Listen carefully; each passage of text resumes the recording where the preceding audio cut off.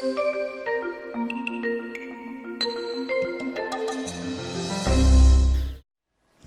my name's Mary Kellogg.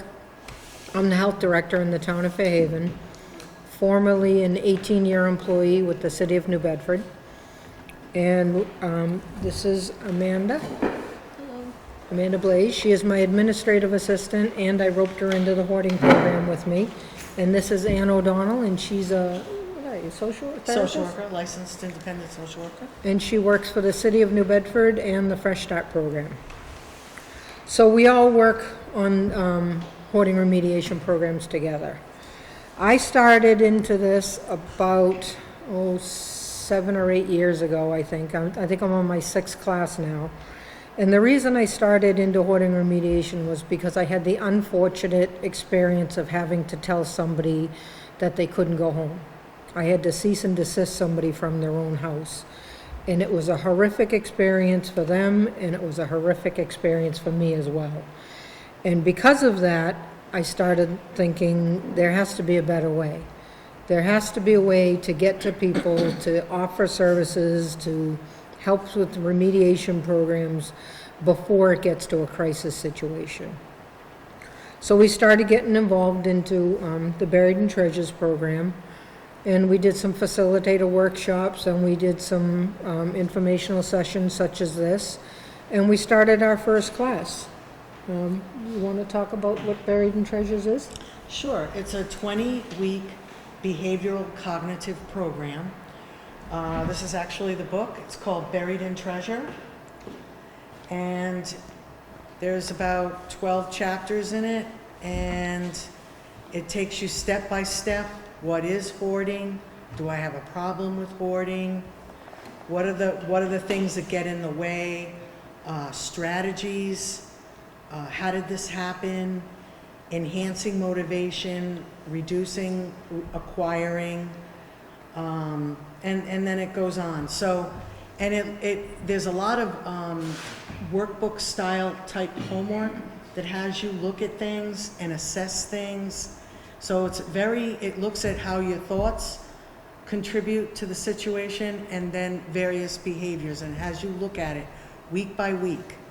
And it helps you to understand what's going on and strategies for taking steps to improve the situation. And when you do it as a group, people have reported that they've gotten a little help from the book when they've done it by themselves. But when they joined a group and did it with like-minded people, magic happens and people help each other. And that's the beauty of a group, is that the person that's leading it is just a facilitator. But really in a group setting, group members help each other, and it works out very well. You'd be absolutely surprised at the camaraderie that comes out of these meetings. You know, everybody goes into them and they're very, very nervous. They're like, oh my God. You know, it's my big secret. I don't want anybody to know that I have this disorder. And it is, in fact, a disorder. As of 2014, it was designated as an actual disorder. And there's reasons why people hoard. It could be any number of reasons. It could be something someone said to you when you were a small child. It could be something that someone did to you at some point in your life. It could be somehow you felt like you did something wrong. It could be any number of reasons how you started hoarding, but essentially what it is that you feel less than, someone told you were less than, you somehow didn't feel adequate, somehow something happened to you somewhere in your life, and you have a big gaping hole in your soul, and now you're trying to fill it with things. It could be a relationship, it could be a death, it could be there's been all sorts of different reasons that we've heard why. People have been attacked, people have been raped, molested. The list just goes on and on and on. So you don't necessarily know when you start this class why. And it's amazing that as you get into the course, somehow within that 20-week, most people figure it out. It just kind of pops out of their head. They're like, oh, I think, and then they look because they're surprised that it even came out of them because they didn't know. So on our side, in our world, it's the coolest thing to watch. And I said it to Amanda. Amanda's been my administrative assistant for about 2 years now. And she hears me, she sits in the same room as I do, and we talk. You know, she hears me on the phone talking about hoarding and why and what and all that. And at first she was like, I don't know about this. And then the more she listened to me, she's like, yeah, this sounds pretty cool. It sounds like there's something I can do to help. So within this course, you'll learn, hopefully, why. And then you'll stop, if you're still collecting and sorting and gathering rather, then you'll stop, hopefully. You know, you'll find the strength in different mechanisms and tools that you can use to stop hoarding. And then hopefully, if all goes well, you'll start to work out some strategies and how do I get myself out of this? And it doesn't happen overnight. You didn't bring items into your house in a day, you're not going to get them out of your house in a day. But what you need is a long-term plan. And we're here to help you do that. And sometimes you need assistance. Sometimes you need some help getting the things out of your house too. My very first class that I had, there was a person in my class, and I said, can you imagine that the day may come when you say, just get it out of here, just get this stuff out of here? And she physically began to shake. She stood in front of me shaking. She couldn't even imagine not having her belongings. And as I said, I think I'm in my 5th or 6th class, and the last class I had, she said, I just wish it was gone. I said, hold on. I said, what did you say? And she said it again. I said, do you remember the day when I asked you that?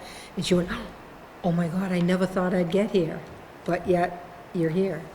You figured out that these things don't define you. These things don't build your relationships. These things are just things. So she found her way out. So, that's a work in progress for her.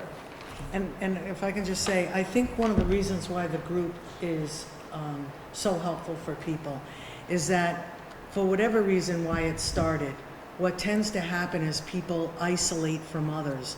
They don't let people stop over, they don't let people in. They may have used to have dinner parties in the past, but then that ends. And when you isolate yourself with a problem, it just grows. And it becomes the secret that you don't want anybody in the house to see that. And then when you come out to a group where other people are saying, hey, my place is the same. And you start realizing, well, I like you, I really like you. You start liking yourself a little bit. You start realizing that this problem doesn't define you. And it takes you out of that isolated place where you suddenly start to like yourself a little bit more. You're liked by other people, and it takes that shameful feeling away from the problem while you're working on resolving it. And it also helps you to understand, I think a lot of people that deal with hoarding disorder, they're people in their lives, their friends and their family, you know, they have opinions about everything, and they want to tell you what you should and shouldn't keep and what you should and shouldn't do. And unfortunately, as much as well-intended as they are, that's not often the case. They're not only stopping you from figuring it out and actually getting rid of things, but sometimes they promote you getting more things because they stress you to a point where you give up, you throw your hands up. So the trick is to try and not let your hoarding disorder define who you are or your relationships with people. Again, we have people in our class that you know, they want to have a relationship with their children, and it's deteriorated to a point where they just don't know what to do. But it's such a heartbreak to them. So my suggestion to that was, then why do you have to meet them at your house? You can still have your relationship, just don't go into your house. Go someplace else. Meet at a restaurant. You know, find some way that makes you happy. If that's what's holding you back and that's what's keeping you from getting rid of things, then find a different solution. Sometimes you have to be creative in what you do. We're pretty good at being creative. We get some good stuff going on. We're going to let Amanda talk about, Amanda does sorting and discarding, and she does a lot of my keeping my head straight and getting me ready for my classes every week, and she also does a class.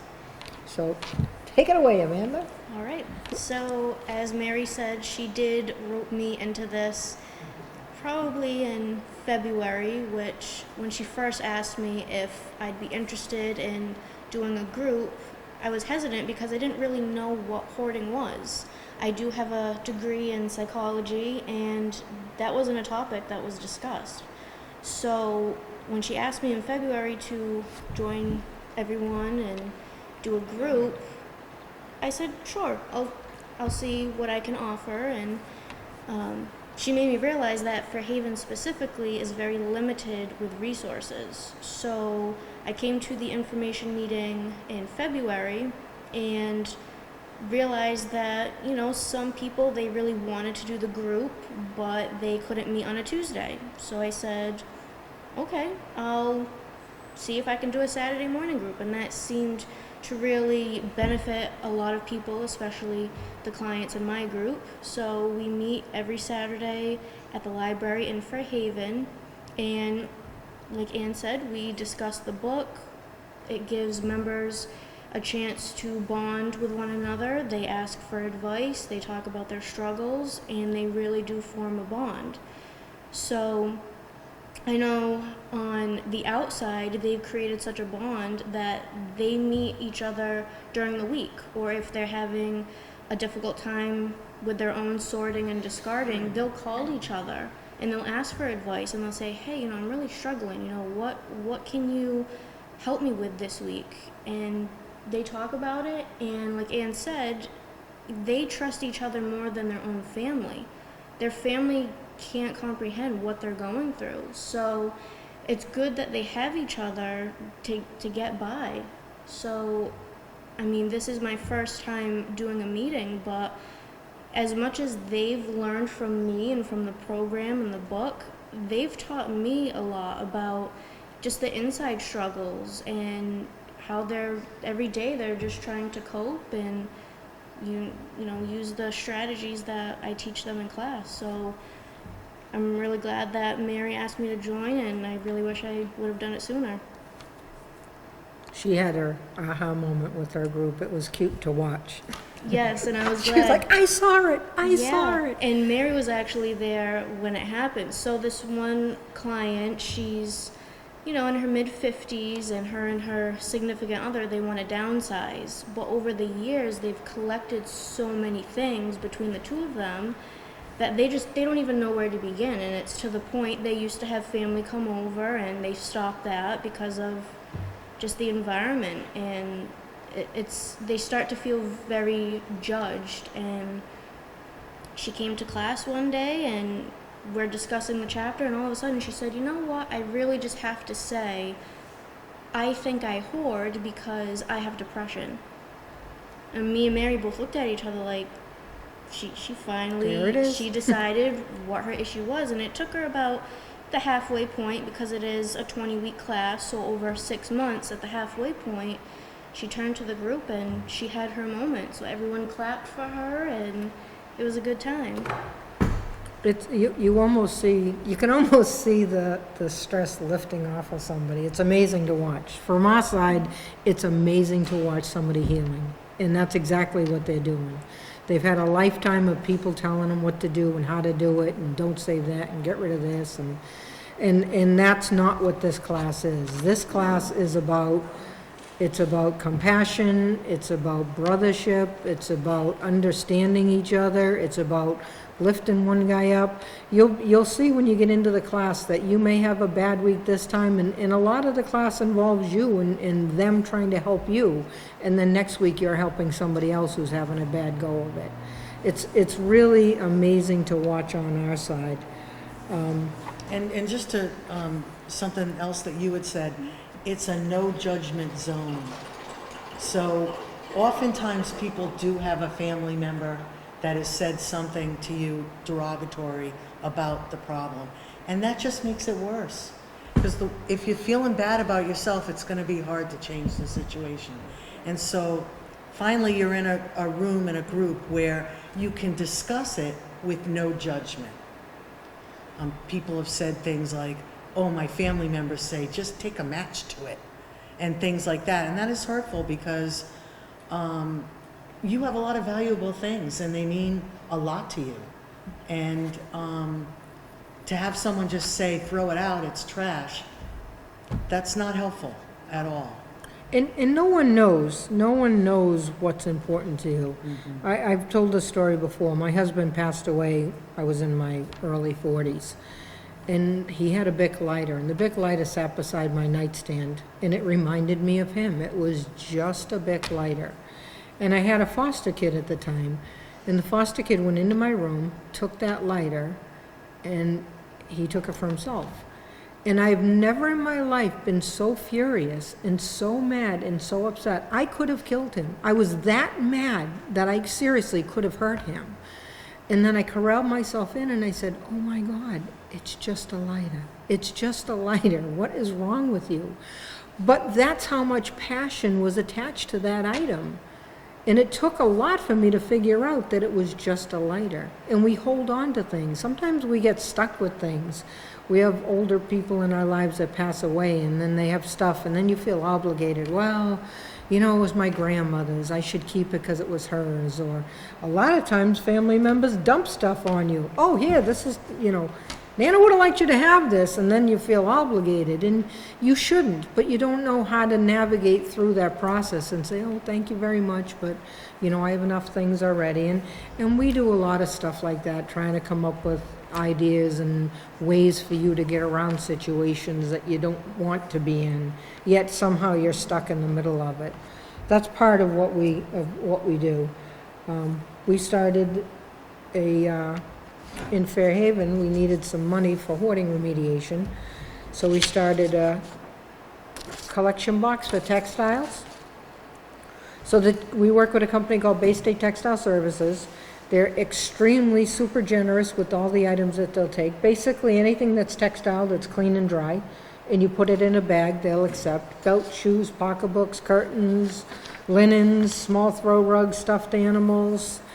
And they pay us $100 a ton for these items, and then we use that money to pay for to buy books or whatever it is that we need during the class. So it's a shortage of funding for us, but that's one way that we can supplement that. So we would all be very appreciative if you yourselves participate in that. And it doesn't matter where you live, just drop it into the boxes.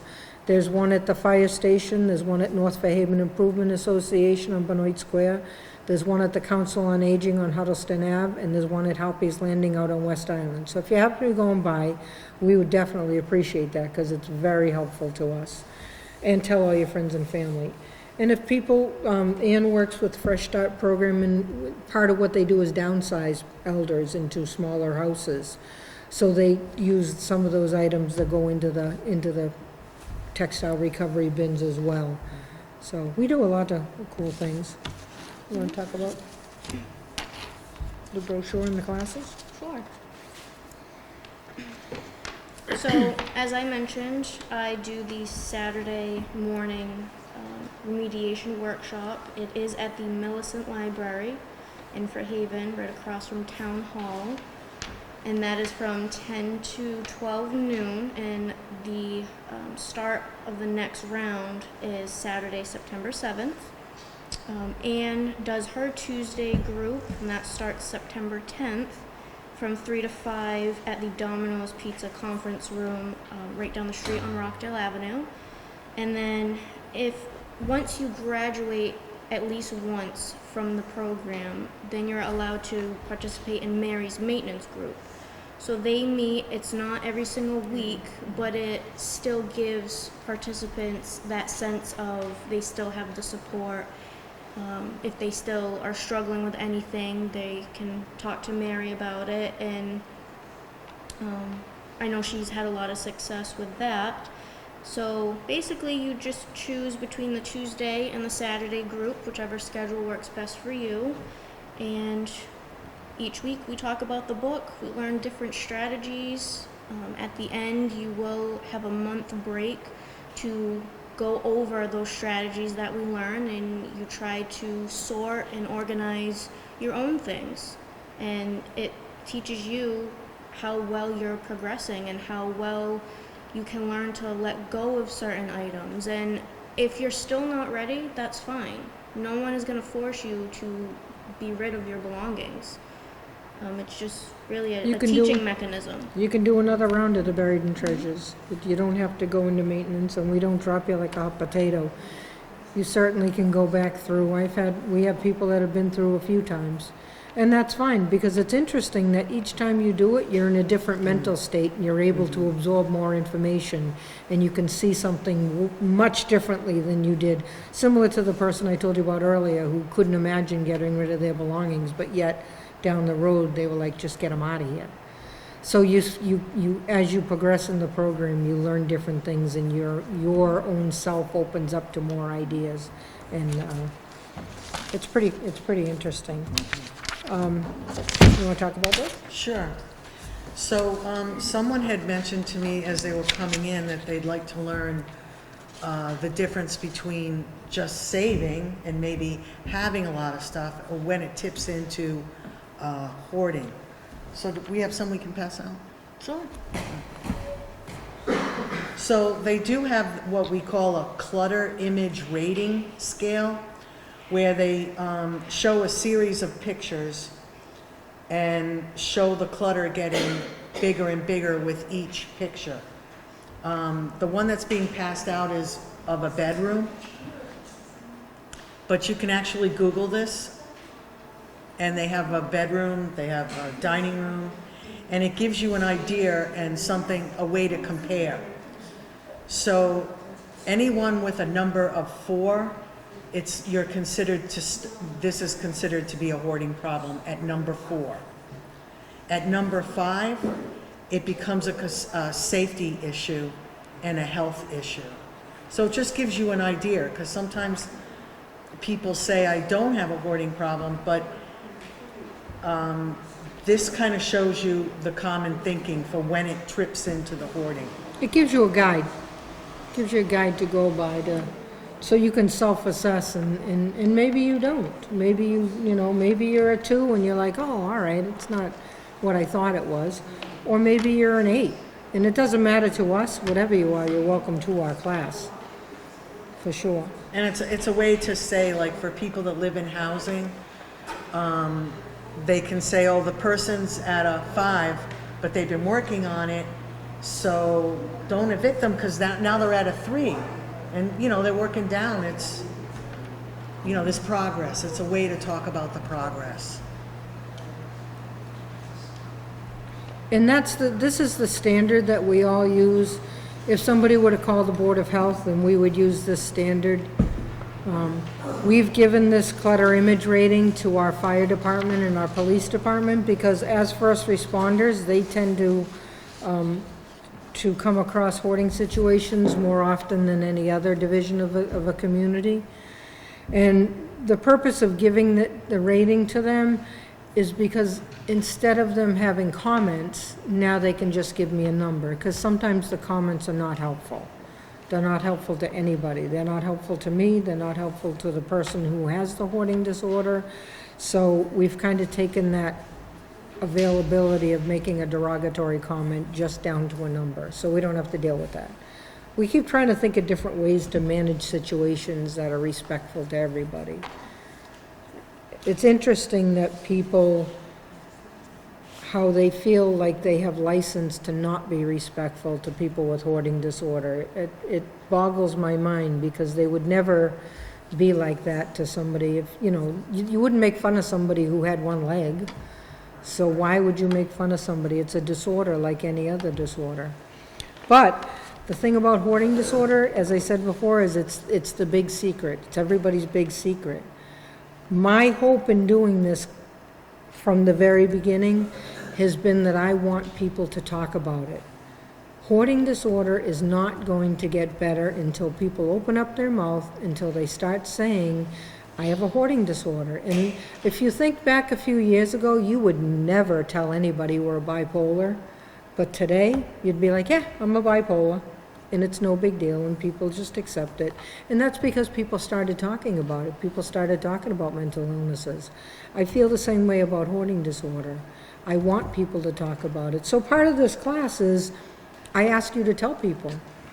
Just say it to your friend, I have a hoarding disorder. And they're like, really? I talk about hoarding everywhere, to anybody I can talk about. I was in Washington, D.C. last week, and I was speaking to our congressmen and our senators, And part of what I was saying is they need to put more money into hoarding disorder. It's 3% of our population, which is a huge number, whether we know it or not. You're out there. Hoarding people are out there, and we really need to get to them before it's crisis time. So I told them that on a municipal level, if a hoarding situation got to a crisis situation where your health and safety were in jeopardy, that could run into thousands and thousands of dollars, up to and including the loss of a human life. If a first responder had to go into your house to help you because you had a situation and the items fell on top of them, then that could be potentially they could lose their life in there. Versus, it's short money on the other side. How much does this Buried in Treasures book cost? I don't know, $20? No more than Less. 30. Yeah, less. So the book, the classes, and then doing some of the sorting and discarding, and then helping people to remove their belongings, which is something that Fresh Start does have available. If you get to that point, then they do work with people, and we have some grant money available to help you with sorting and discarding. Amanda does sorting and discarding as well, every place but Fairhaven. She can't do it there because she works there. So there are resources to help you. So I would like the government to help us as well. You know, they put a lot of money in healthcare, and hoarding disorder it's not just a mental disorder, it's a physical disorder, it's an emotional disorder, it's a community disorder. There's a lot of moving parts, and I think that we have made tremendous strides in helping people to overcome this and to find a way out and see the light and actually have a life, have a quality of life, which so many people with hoarding disorder don't. They shelter themselves in, they feel alone, you know, and there's different kinds of hoarding. I mean, people don't really recognize that. There's people that hoard animals, there's people that hoard belongings, there's, you know, people that call themselves collectors, but they hoard, but they don't want to say that to anybody. So there's all different types of people and different items that they hoard. We're just want to help you out, basically, is all we want to do, you know? So we did have a question if we want to clarify the reoccurrence of things and how that contributes to hoarding, and what can you do when you try to go through, you know, piles of things, but you can never seem to get that pile down, or as soon as you do, it magically reappears. So what can we do? So that's part of what we recognize through these different courses, that's traditionally people with hoarding disorder also have organization deficits. They don't know how to organize. They didn't learn that skill when they were growing up. One of the things that I would like to do is I would like to do organization classes for kids in schools, so that when you're young, you can learn those skills. I'm not fantastic at organizing either. I know where all my stuff is, but if you looked at it, you wouldn't think it was organized. But to me, it's organized in my mind. So part of what we did, there's some items that are over here that we had some grant money. So we were thinking about that. How do we help you get organized? So we got some folders, we pre-labeled them, because sometimes you don't know how to categorize things. I don't know, people with hoarding disorder tend to categorize into small pieces instead of into chunks. They get so caught up into it that they don't realize that it needs to be like a whole category. I'm not good at that myself. Amanda, phenomenal. So she categorized all the folders, not me. So that was our thought process. As you go through your items, you know, we would help you to categorize. And you have to schedule it. Maybe you say, my table keeps getting a mess, and I realize that, you know what, it's about every 5 weeks that happens. So every 3 weeks, you're going to go into your 5-year planner, and you're going to put a little notation in there to go check your desk, or go check your table. Maybe you need to clean that off. Maybe you get a lot of junk mail and it just comes in, and there's a huge mounding pile of it before you know it. I get that quite a bit at my house. So I stand there in front of the recycle bin and I sort my mail, and it goes right in the bin. It never gets into my house because I just deal with it right there before it even comes in. So there's lots of little tricks and things that you can do to try and help yourself not get caught up to it, because it is. Before you know, you look around, you're like, oh my God, here I go again. So trying to figure out why that happens and try to figure out plans to try and help you stop that. That's part of what we do. That was our aha moment for this year, was 5-year planners. And sometimes you gotta schedule it, sometimes you gotta set a clock. Maybe you have to set your alarm clock for 10 minutes a day. Whatever works for you that you can get the job done without feeling like it's drudgery. Maybe you wanna do it 5 hours a week. I like doing it 5 hours a week instead of every day. I only want to do it one day. That's fine. However it is, whatever works in your world is what you need to do, and we'll help you along that process.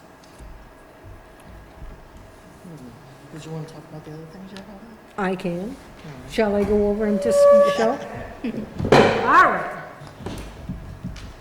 So with our grant money, we purchased a little computer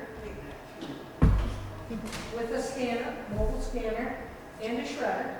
So if you have documents, everybody has documents. Some things you have to save, some things you don't. You can just scan them and put them on a thumb drive. So you still have them, but you don't actually have to have the bulk of the paper. And then the things that you actually do have to save, these are the folders that are manually categorized, because I'm not good at them. So we put the categories in all of these. As you sort through your items, you would put your items, your papers into these folders. When you got all done with everything, then we're going to give you some colored folders and some other folders, and you would transfer those into these. And then you put them in your little folder that we bought with our grant money.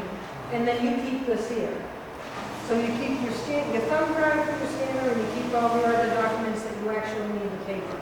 So we're hoping that helps people get through the process. If we work that out for you, then maybe you'd be able to make some progress, get used to the way it works, and then you can do it in the future.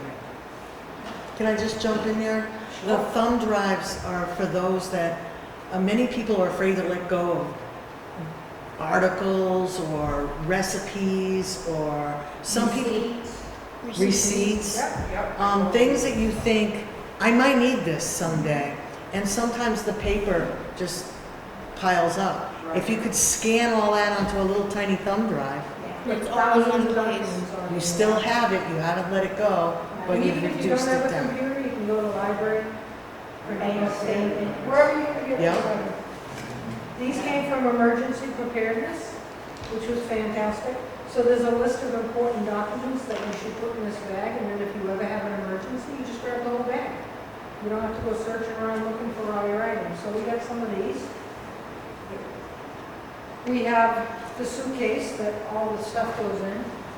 Once you go through the Buried in Treasures program and you graduate from that, then that makes, what do we call it? The rolling recovery. Rolling recovery. So this is our rolling recovery. So that makes it available for you to borrow for 2 weeks. You can take it home, scan through your documents, and then everything goes right back in that suitcase. You bring it back to the maintenance group or whichever group that you're in, and then you can borrow it again. Once everybody's had an opportunity to borrow it, then you can go back and borrow it again. We asked the people in our classes what was the acceptable amount of time for you to have the rolling recovery, and they said 2 weeks. Because if it goes longer than 2 weeks, I'm going to procrastinate and I'm not going to do it. So 2 weeks I will get the job done. So that's the number we went with. We also, as I said, are trying to work with some aromatherapy this year because we recognize as you're sorting and discarding, you're getting anxious, you have anxiety, you're stressed out, you get confused. So we're trying to work with how do we combat that. So we're working with Young Living for some aromatherapy. There's bracelets. And we think that it's going to take maybe a blend of oils or at least 2 different types. One of them will be diffused into the air. That could potentially help you to relax, while the other one that would be close to you would be an oil that would help you pay attention to your work, concentrate. So that's something that we're working with this year to see for that. There's also going to be the lady from Young Living, a parent, is going to make us some oils, a whole one that you can take home with you. There's a program that she works with that she said people that have tragedies or situations in their life that tend to trap them in their brain, in the spot in their brain, and through a series of questions and a series of oils, they've had tremendous luck releasing those situations. So we figured it doesn't hurt to try. So we're gonna give that a shot. If that helps, so we're working on that. We also thought that it might be helpful, we have little earbuds that we bought.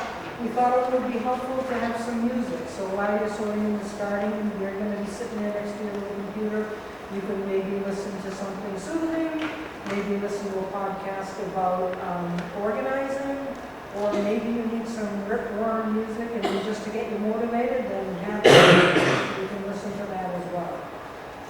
And I already told you about the 5-year plan. So, though, and the Buried Treasures books also came through the grant program. So those are our ideas for this year, for moving into this season. And we don't know how it'll work out, but we're certainly excited about it. I think, I think I hope it's gonna work out terrific. I got a good feeling about it for sure.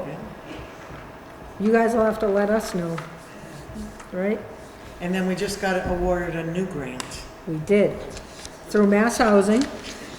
We just got the letter on Monday that we were allotted $4,300. So we started off, I think when I started this grant, I think we got, I don't know, $1,000 was what we were awarded for our first class. It was enough to buy books Yeah. and some snacks. Prior to that, we used to copy the book and give out copies of the chapters. We made each chapter, we'd have to copy it in the copier. Now you get your very own book. Yeah, we progressed. So we just got awarded the new grant, which I think is fantastic. I was hoping that we would. And hopefully in this next grant period, we'll be able to do more with the people within our group. Said that one of the things that stops them is the price of a dumpster. To get a dumpster at your house, it's $500 plus the weight of the dumpster, plus some people have to get a permit for it, and there's a lot of variables, and you can only have it for a week, so that's not helpful. So we thought, how can we manage a way around that? So we have some new collection containers, and hopefully, we'll have a truck come and pick it up, and hopefully we can figure a way around it. I think we can. I think that our ideas are gonna work out pretty well. But now that we have the grant money, we can work on getting that stuff. But they tell us in the group what's their stonewall, what's stopping me from progressing. We can go through the book and you can sit through the class and not get anything out of it, or you can participate and say, hey, I was thinking that I can't get past this. And then we'll help you, we'll brainstorm to try and find a way around it, along with your people, the other people that are in your class. You'll be amazed the ideas that people come up with. We've also had people who do not have hoarding disorder, but have somebody, their spouses, their family members, and you would be amazed how valuable that information is. So these particular people never realized how they pushed their loved ones to hoard. They didn't realize how much of a part they played in it. It was easy for them to sit there and point a finger, but then when they went through the class, they were like, oh my God, oh my. We had a woman in our class, and she never took the time to stop and look. Like her husband she asked him to clean something up, and he was just totally dumbfounded. He didn't know how to do it. And then she changed her approach where she helped him do it, and the whole dynamic changed. And then they worked through the project. But both people could live in that world. But she didn't realize how she was pushing him into keeping things. So I hope that we have somebody in our classes this year that is a family member, because it's you get to see the other view. And the people who have hoarding disorder get to say, hey, this is how you made me feel. When you do this, this is what I feel like. This is what I see. So you get a different perspective on things. What else you got, Miss Ann? Let's see, what else? Read your letters? Oh, yeah. So we have some letters that people wrote about the group, just to give you an idea of how other people found it. So the first one, I first became aware of my problem with acquiring and saving too many items when my dear sister, in the kindest way possible, told me she could no longer visit me in my apartment. I wasn't sure how to take these words, but then I realized my sister was right. I needed desperate help. In February, I happened to see the advertisement in my local paper about an informational meeting that would discuss how I could manage my excessive acquiring, and I believed this to be the sign that I had been waiting for. I attended this meeting and knew right away that I could benefit from the workshop. Since I live in Fairhaven, I was glad to have a workshop held only down the street from my apartment. I have been a participant of the Saturday morning workshop from the beginning and had been able to sort and discard on my own terms. However, in early spring, I was notified by my housing authority that I would be evicted due to previous conditions of my apartment, pending an upcoming inspection. It didn't take me long to purge as much as I could, but between overworking myself and constantly fearing that I would lose my home, I started to feel numb. I made a call to the Fairhaven Health Department because I didn't know what else to do. I'm glad I made that phone call that day because I was able to receive assistance through the Fresh Start program. Not only were my belongings sorted and organized, but anything I no longer wanted to keep had been removed, and all within a day and a half. The staff that helped me were kind, patient, and efficient. I even referred to them as the A-Team. I couldn't wait for the next workshop to share my success with the rest of the group. I am in full support of the Buried in Treasures remediation program because my life has truly changed. The facilitator of my workshop in particular is extremely supportive, and I can talk to the members of my group because they are non-judgmental. We're all in the same boat.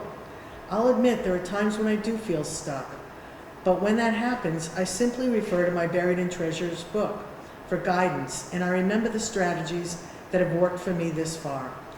I tell everyone I can that setting up an appointment with Fresh Start was the worst thing I've had to do in my life because I was faced with a problem I didn't know could have a solution. But it was also the best thing I've done in my life because I've learned that I'm not alone in this and there are ways to manage my excessive acquiring. So that's someone that just did one round, yeah? Let's see. And I was there for the inspection. I got to see the happy face, the big old grin, when they said, yeah, it's beautiful, you're all set here. I got to enjoy that. So those are the things, like on our side, those are the bonuses. That's why we keep doing it. So here's another one, written in August of this year. I would like to express my gratitude for the course entitled Buried in Treasure. For 20 weeks, I have attended a group that was intended to help people with hoarding or excessive clutter problems. During this time, I have learned from the leader, the others in our group, and the book, Buried in Treasure, how to get control of my problem and to greatly add to my happiness and life functionality. I have made progress in many areas. For example, the exercises in the book have given me insight and behavioral techniques. I have cleared many places throughout my home so that tables, chairs, and whole rooms are now usable. I have given away bags of clothing, shoes, and dishes, and I have taken a useless bed to the dump, thus clearing a large space. It is my sincere hope that this course continues to be offered and extended to others. Hoarding is now considered a mental health condition, and this group is both dramatically helpful and cost-free. I am truly indebted to this program. So it gives you an idea I'll read you one more. I just want to thank you for the opportunity to become involved in the Buried in Treasures and Fresh Start program. During this process, reading and following the book and allowing the Fresh Start aides to come into my home at first was very difficult, to say the least. But through it all, I have been able to start decluttering and to resist, to keep the urge to keep acquiring. This book, as well as attending classes, has outlined a program of skill building and learning to think about my possessions in a different way, and gradual challenges to help me manage my clutter and my life. Your help in this book has meant the world to me. I can never thank you enough for all of your help. I hope this letter helps you to keep applying for grants for Buried in Treasures program. It works. P.S. This book provides easy to understand strategies and technologies that anyone can use. So I think that gives you an idea of some of the reactions people have had. Those are all first-time people. That's the first time they've been through the class. So that's pretty amazing to get that type of a reaction of the first round of a class. Yeah. I have one more, but the handwriting's a little hard. Okay, I want to take this time to thank you for your help and guidance you have given me. I think you've done a wonderful job and training and given me an understanding of what is needed for me to improve my situation. I've learned a lot of important steps, moves, dare I say tricks, to motivate myself to take care of what needs to be done, to throw out what I no longer need or want, which has been taking up a lot of space, both physically and mentally, which made my living environment smaller than it actually was. So again, thank you very much for your help and guidance. So, and at the end of the group, I asked everybody to honestly tell me if they believe they've made progress. And everyone shot their hands right up. I mean, there wasn't even a hesitation. And I was like, oh, good. So, people could see definite changes in their homes after coming through the group. And sometimes it takes time. The person that I got involved with this program with, till this day I call him, just to check on him, just to make sure he's okay, so that he knows that he's not alone. There's somebody there. Just about everybody that I've had in my classes, I'll give them a quick call, every now and again, just to see how they're doing. Maybe that's what they need to keep moving forward. Just a quick call. So it's pretty cool. Most of them say they're doing good. I hope that they all are. Some people still come to the class. And I love that. I love when they come into my class. I love when they have their fantastic stories of, I went to Job Lot and didn't buy anything. Who can do that? Right? But we have those stories. Most definitely. Mm-hmm. We have a woman in one of my classes. She realized that it wasn't the buying the item that she liked, it was the shopping for the item that she liked. So she would pick things up around the store and then leave them at the register. She didn't need to buy them, she just needed to shop. So she filled her need without, spending her money and filling up her house. So you never know. You never know. We've gone to courses all over the state. We work with people. Hoarding is it's an international problem. The people that we deal with, the people that wrote the Buried in Treasures book, last year they were in New Zealand, they were in Australia. That's where they were going to work on their hoarding problem. So it's not something it's not just you. It's 3 to 8% of the population. A lot of people. It's a lot of people. It's not just It's Gail Skakety and Randy Frost and David Tolan. From the United States? Yep, Mhm. they're from Boston. They're from Boston, Massachusetts. Actually, this state is quite progressive with this problem, I believe. I live in Rhode Island and there is nothing. If you Google up buried in treasure, they're talking about ships sunken off the Newport Bridge that might have treasures in them. This course does not come up at all. So the state of Massachusetts is very committed to helping people and they're putting money into it. So this is the local group that works with it here.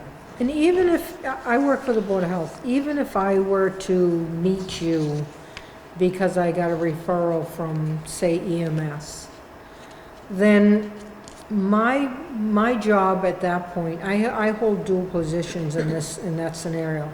My first job is to be the Board of Health. And doing that means I have to ensure your safety. So I would be concerned with, are your pathways 4 feet wide? Can you get to your 2 means of egress? do you have 18 inches on each side of your stove where you can prepare your food? Is there a place where you can sit down and eat and take your medications? Do you have a place to lay down and go to sleep at night? Can you use your bathroom? Do you have access to your bathroom? And do you have the availability to bathe? Are your piles no more than 3 to 4 feet high? Those are the things that I need you to do, and I'll be very clear about that. That's not negotiable, because those involve your health and safety and a first responder's health and safety. So I help you and work with you, and a lot of times Fresh Start will go in immediately and get those things in place, and then everything after that is variable. Everything after that is harm reduction, perhaps. Maybe you want to get rid of it. Maybe you just don't realize that you have space for some of these things that you didn't know you had, so maybe it can be rearranged. So there's a lot of different options that are available. It's not, people sometimes think, well, they're just gonna go in and they're gonna take all my stuff and throw it away. That doesn't work. If I were to do that, I guarantee you, you would be back the next year, have everything back in your house, plus more. So I'm not looking to redo the same job. I'm looking to help you get better. And the way to do that is through these programs. That's what our mission is. You know, number one is safety, and number two is we want to help you get better and help you find ways to do that. And we have a lot of resources. We sit on the statewide steering committee for hoarding, which is people from all over the state. We meet quarterly in Boston. Also the group who gave us the newest grant for hoarding. I went to, as I said, I went to a meeting in Washington, D.C., and I talked about hoarding there. And hopefully we'll get some more funding. They're trying to, the state of Massachusetts at least, they're trying to get some more funding from our legislature, because it makes sense. It makes sense to help people. And I want everybody who has hoarding disorder to not feel funny about saying it. I see it all over the place. I see it on TV now, which makes, every time I see a TV show and they talk about hoarding, I'm like, yes, yes. No, not the hoarder show, just in general. You'll watch a sitcom and somebody's mother will be a hoarder. I was watching American Pickers last week, and they were talking about, they didn't specifically say hoarding, but they said that this gentleman collects cars because it fills a need that he had, a void in his heart that he had from when he was young. And I was like, there you go. They're getting it. Society is getting it. But you need to speak about it too. We need to educate the public. We need to tell them how their their hurtful comments are not helping. You know, if you don't have anything good to say, don't say anything. You know, and sometimes your close loved ones are not the people to help you. That doesn't work well a lot of times. They mean well, but it's not necessarily the case.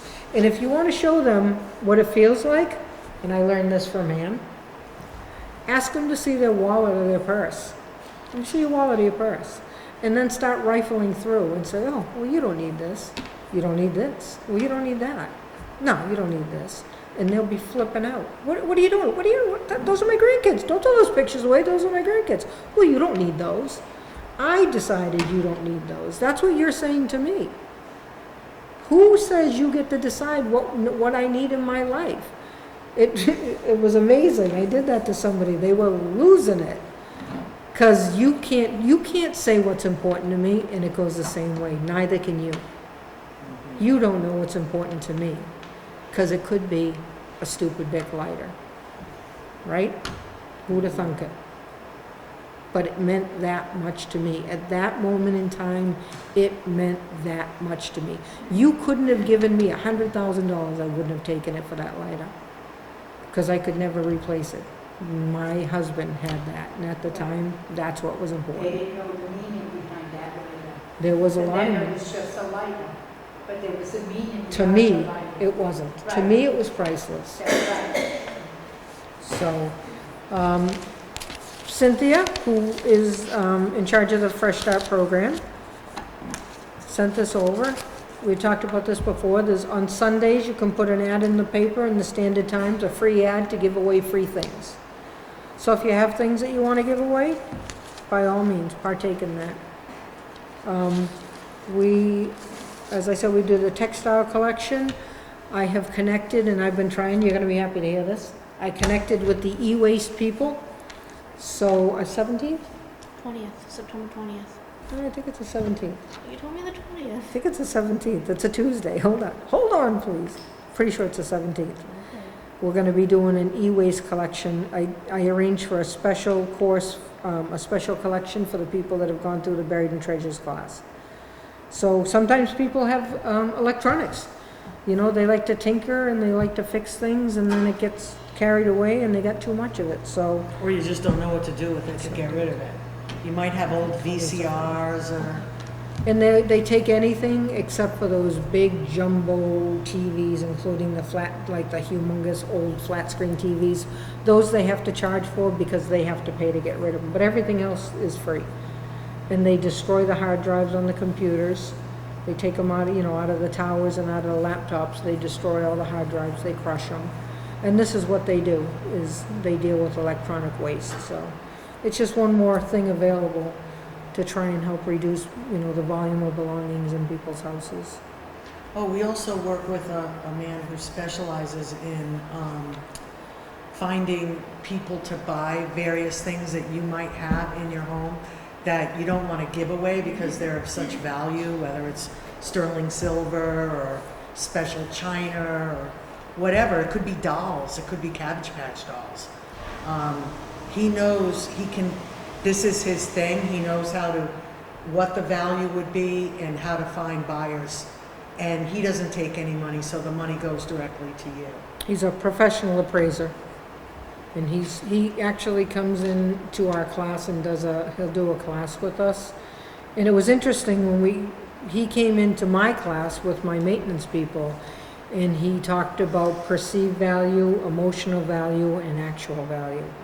And there were people in my class, and they were holding on to things because they thought there was value to them. They thought they were worth something. They were collectibles, and it turned out they weren't worth anything. They were worth pennies, and they were like, "Oh, so I can get rid of them now." So you've held on to them all these years, thinking they had value, and now that it doesn't, they're like, "Yeah, I can get rid of it."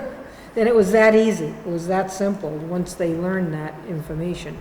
So his name is Bob, and he's phenomenal. He'll come to the Buried in Treasures class. We saw him 2 weeks ago, and he said, "Don't forget, I'm available." So we will definitely schedule him into our classes again this go around. Mm-hmm. But it was pretty interesting. It was interesting to watch the people in the group, how they were like, "Oh, okay." Right. And how easy it was for them to say they'll get rid of it once they realized that it wasn't worth anything. It's funny. That was crazy. Any questions? Do you have anything else? No, I was You just got anything? wondering. Got some questions? Oh, September 17th.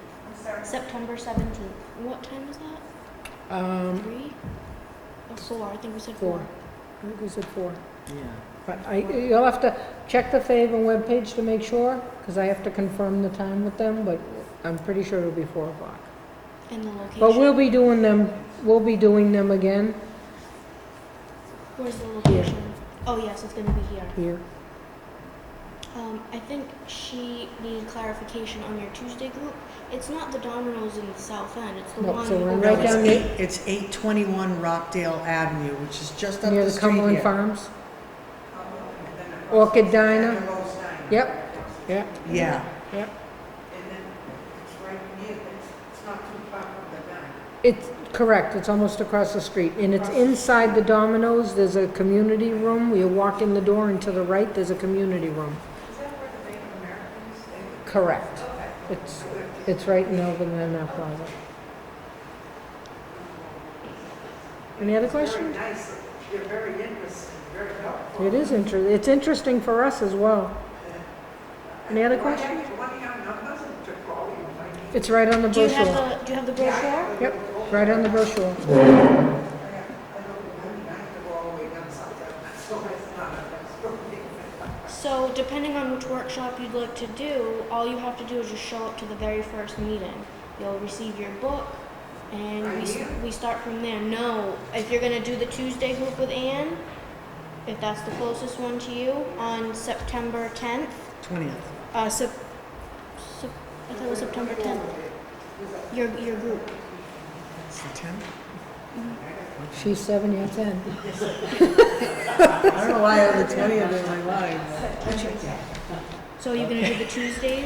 If you know At you're Domino's going, we'd Pizza? appreciate it if Closer you to either drop us an Yeah, this email one or is make a at phone call and Fairhaven. say, hey, I'm That's going fine. to Okay. whichever It's group it is, closer, so that we can Yes. make That's sure, right near you know, Captain I would love to have Yes. 100 people in the group and I gotta find a new venue, because Yeah, I've so already if you'd found like to one. join, just show up to the If first I need meeting on one. September 10th, from 3 to 5. Okay, all right. Okay, and you'll get your book and So if you know somebody, class. maybe it's not your You have thing, this? but you know somebody, Yeah, feel free. Is there nobody I can You call? know, I give the group. We're not an in-your-face kind of group, we're very passive. It's all about Mary's helping people. number is. Sometimes that's I leave Mary? brochures Yes. on people's This is cars. Mary. That's Mary. Oh, If I see a car, no, because I did great. I did in a couple of years. correct. I cleaned up wonderful my school. And then Me, it yes. started again the following year. I can't- My schedule didn't change. It'll be in 2 weeks. But it's just that, I guess it's just, You just need that extra motivation, that extra. Don't miss it. Motivation, Yes. Don't miss that one. And the class, That's the oil class. it's gonna be 73. So no other questions? I think it's yeah, it is The 7th of September a 7. at Millicent Library in Fairhaven. right across from Town Hall. It's a beautiful place. I don't know if you've been there. It's an Yeah, I absolutely think I've gorgeous been there. building.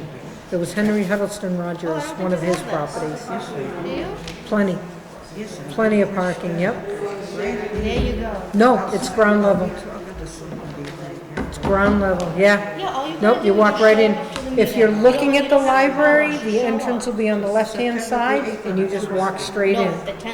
Oh, wait a minute. You walk in the door, and then you go off to the right, and it's the At the door right Tuesdays. there, right in front Every of you. single Tuesday you're gonna meet. Oh, okay, good. So, it's a big, beautiful room. There's some, Yeah, I usually have them in. mine, no. Oh, good. Mine's, yeah, sorry, 5 to 7.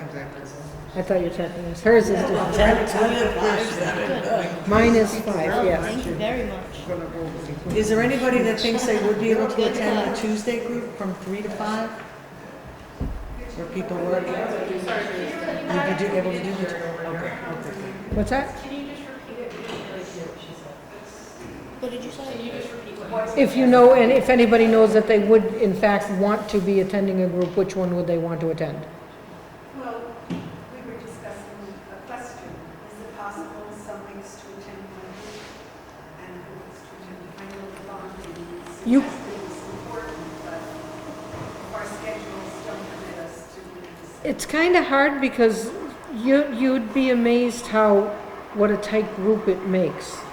So it's a little difficult to, I mean, you could do both of them, but to like do this one the first week and this one the third week and this one the fifth week would be difficult. Yeah, and I know because I start my group first, I'll be ahead of the book than Ann will, and different things that we discuss in the group. So, and I know our schedules are going to be different with weeks off and. The other thing is we've decided, like clients have said, can we do this chapter again next week? Because there was a lot, I didn't get to say everything I wanted to, and I just think that this is so deep, I'm not ready to move on. We're very flexible, it's like, okay, we're doing the same, everybody, so it might not flow exactly the same. And we built a little wiggle room into the program for snow days or weather or, you know, or situations like Ann said, that just, I'm not ready to go to the next chapter yet. This is a really interesting one and we got a lot to say. And then depending on how many people are in the group, not everyone has a chance to talk about what they want to talk about. So I feel like it wouldn't line up. Right. You could do both classes but not jump between them. And people have been in more than one group. We have people that have attended the weekly group because they just like that. And then also stayed with the maintenance group because they had formed a bond with the people in that group. And some people say, you know what, I've really enjoyed this group and I've learned a lot. I had one guy that said this, but this is not one and done. I already plan on starting the next time. And he said that his wife was looking in interest at what he was learning, kind of looking at the book a little bit, and he said, I think my wife now wants to join the group as well. So it can be something like the first 20 weeks, maybe mentally you're just starting to think about it. And then the next 20, you're ready to work on it. It's okay. It's the speed that you want to work on it, that you're comfortable. Yeah, you're holding everything close to your vest and you don't want to give up any information, and then the next time around you're like, all right, I'll tell them. These guys are all right. And you start talking about your own personal situation, you know, instead of it being your cousin. My problem is that I work all day, and when I get home, I shut down. Mhm. At work I'm an E3, and at home I'm slot. You would be amazed. Nurses, doctors, professors, professional organizers are traditionally have hoarding disorder. It's amazing. Professional people that at their jobs are super organized. There's a lot of teachers that have hoarding disorder. It's amazing. And they're like, I don't understand this. How come when I'm at work I can do this, but I can't do it at home? I think I figured part of that is because I like it and what we need for myself and other people I work with. But I live alone, so I don't care if I just leave this week or that. And we talk about that. Part of that is things that we talk about. So if like a lot of things that we have in our houses, we say we want them, but do you really want them? And if they're really something that means that too much to you, then they should have a prominent place in your house where you can enjoy them. They shouldn't be tucked away in a box that hasn't been opened in 15 years. So if that's something that you truly do love, then bring it out. Make a place for it, make a home for it, and put it somewhere where you can enjoy it. You know, and when everything has value, then nothing has value. And that's what happens. So you have to, it gives you an opportunity to try and assess what you have. Assess your belongings. Do I really need this? And you'd be amazed. When they do the sorting and discarding, it's not just like one time usually. They'll go through and it's at your pace. The person will be like, do you want this? And they'll be like, yeah. And you'll be amazed how many times they go, no, you know what? I never liked that. I don't even know why I have that. And it happens all the time. So then they'll do a definitely get rid of it, a maybe, and yes, I'm definitely keeping it.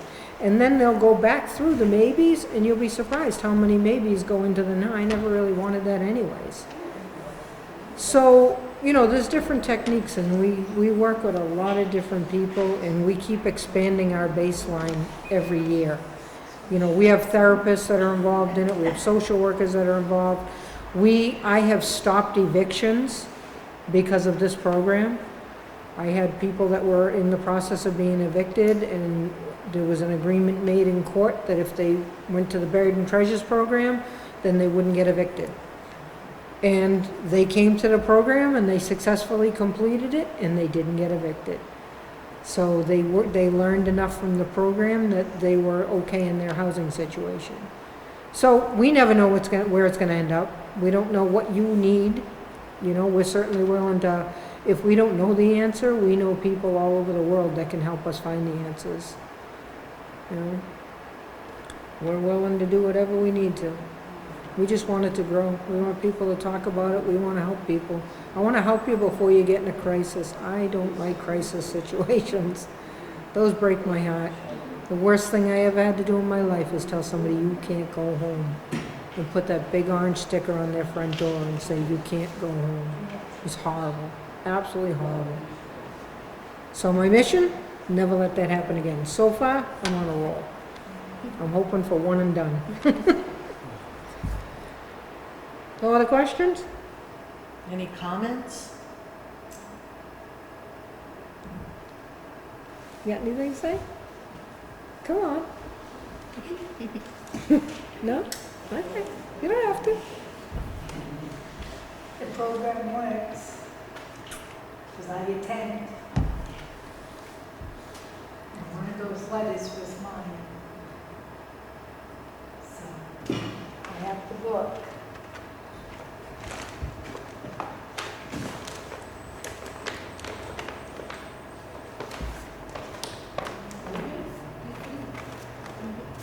It just says inform me that No one else showed up.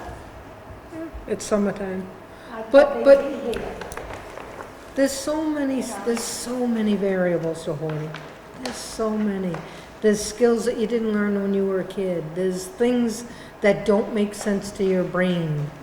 And that's an actual fact. They did MRIs of people that have hoarding disorder, and there's actually, like, they'll take somebody that doesn't have it and talk about sorting and discarding, and there's different parts of your brain that light up when you don't have it and parts that don't light up. But what they found is that those are acquired skills. You can learn those skills. Once you start doing it, like once you go through the book and you start practicing, and maybe you decided 10 minutes a day is my number, and you start working that 10 minutes a day and you do it, then your 10 becomes 15. We've had people say, I was like an hour and they didn't even realize it. They didn't even hear the timer go off, but when they started, they needed a timer because the timer made me go do it. I'm going to go and I'm going to set my timer, I'm going to do my 10 minutes. And they were faithful. I'm going to do my 10 minutes. And then they did it. And then they didn't want to stop. They just kept going because I want more. I like this. I like being able to sit at my table and eat my breakfast, you know, and do something nice for yourself. If you clean something off, put something pretty there. Get some flowers. I want to have Christmas at my house. There you go. She's been helping me from time to time. Because I can't work by myself. I need- A lot of people can't. I ask friends just to come and sit at the table, at the kitchen table, while I clean off. I do it myself, while I clean off my kitchen counters.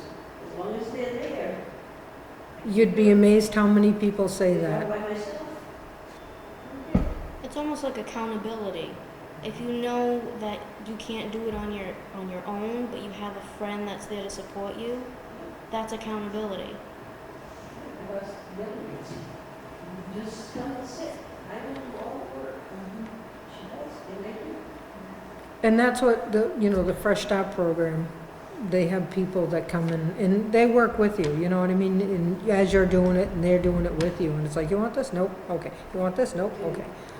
I don't want any of these last 6 pictures. If you Yeah. walk in any room in my house, you can sit on anything you want. I don't have towers and stuff. Hmm.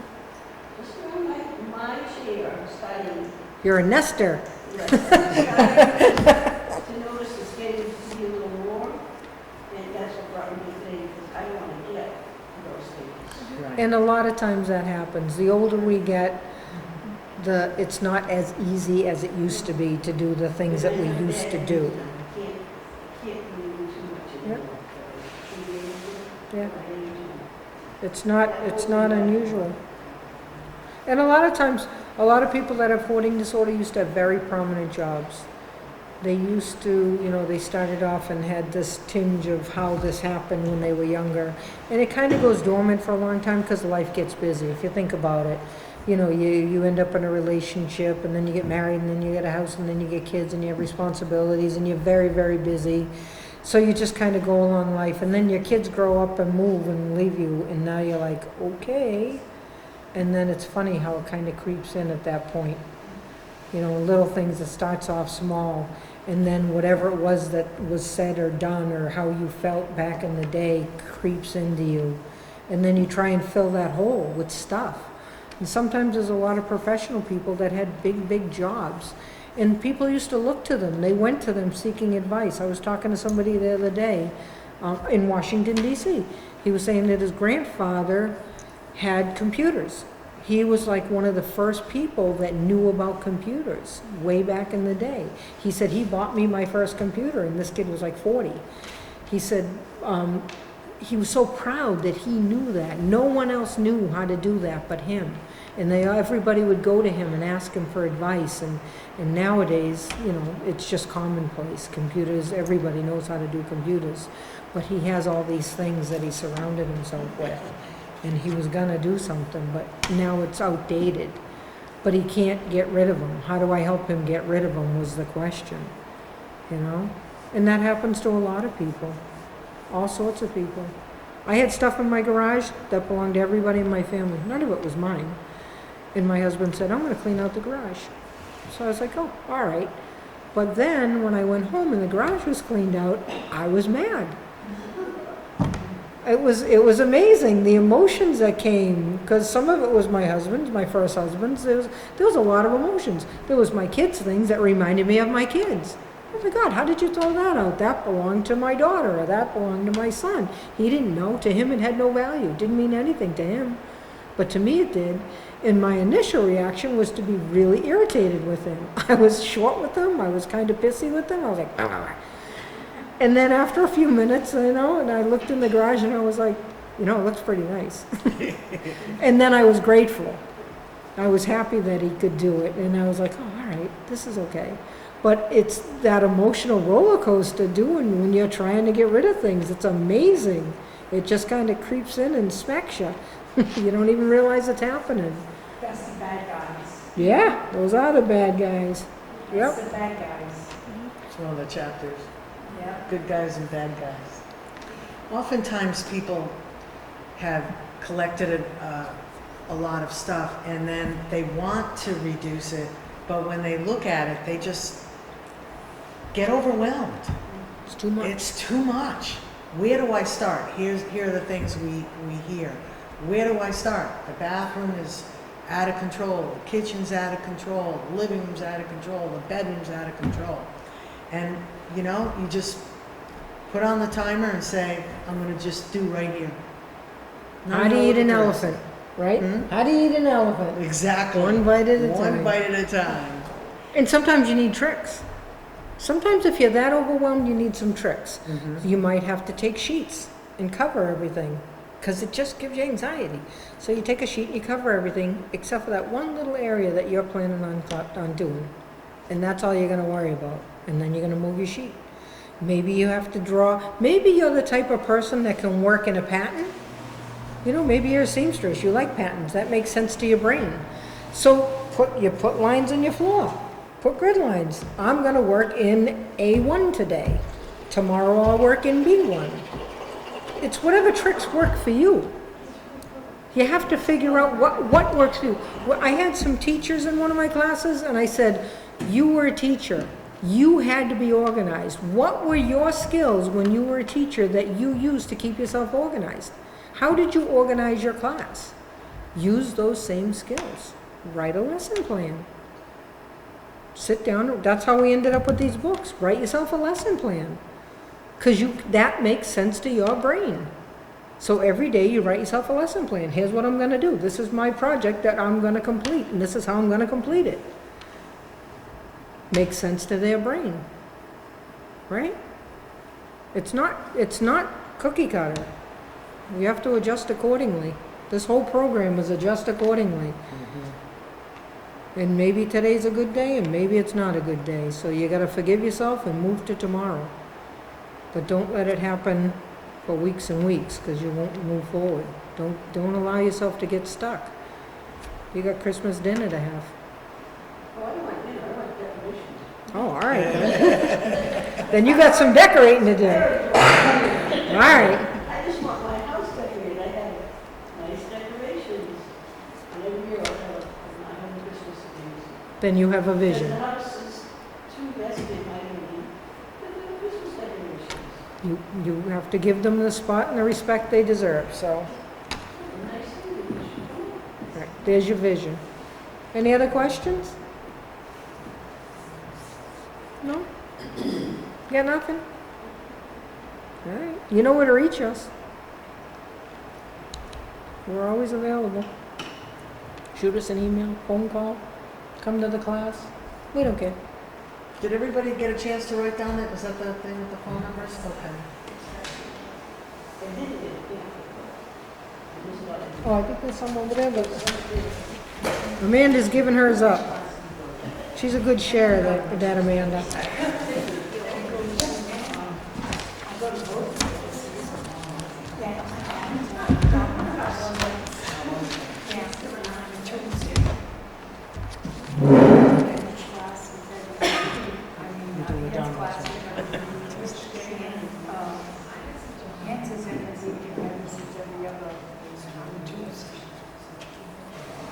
And I have people still there from my very first class.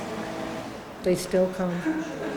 When you take a break, they were nervous because they were on break. They didn't know what to do. So we worked out a phone. Just saying that you came to the meeting and we had a headcount. We worked out a call log where you would have to call somebody and receive a call from somebody so that you would know how it feels to be the person to keep somebody motivated, and you might be the person that needs motivation to fill in those times when you didn't have that support. You know, just all kinds of different tricks we come up with. We're pretty creative. Boston loves us because we come up with some crazy ideas. I think I'll go to 20. Because when she said the 7th, I thought, it's the 17th. 17th is the E-Week. I'm calling it. It'll be here. That'll be here. I don't know. 3 days. All right. I'll turn that button. The only one that didn't sign it was the airplane. She doesn't want to. It is what it is. I don't know. I just wanna Well, make thank sure you I all for count. coming. And if it's not for you, then please pass it on to somebody that you think might be of use to it, might be helpful. If transportation is an issue, then if that's what holds somebody back, then let us know. We're more than happy to help with that as well. Is that it? Yeah. All right. Thank you, everyone, for coming.